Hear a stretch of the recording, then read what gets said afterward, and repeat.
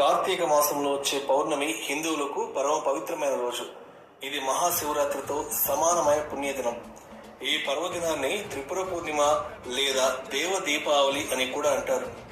మహాభారత కథనాన్ని అనుసరించి కార్తికేయుడు తారకాసురుని సంహరించిన రోజే కార్తీక పౌర్ణమి. ప్రజలను నానా రకాలుగా హింసిస్తున్న తారకాసురుడు ఇక లేడన్న ఆనందంతో దీపాలు వెలిగించి సంబరం చేసుకున్నారు. 1000 ఏళ్ల రాక్షసుల పాలన అంతరించిన శుభ సందర్భంగా మహాశివుడు తాండవం చేశాడని పురాణాలు చెప్తున్నాయి. కార్తీక పౌర్ణమి అటు శివునికు ఇటు విష్ణుమూర్తికి కూడా చాలా ప్రియమైన రోజు. ఈ రోజున దీపం వెలిగిస్తే మనం తెలిసి తెలియక చేసే పాపాలని హరించిపోతాయి.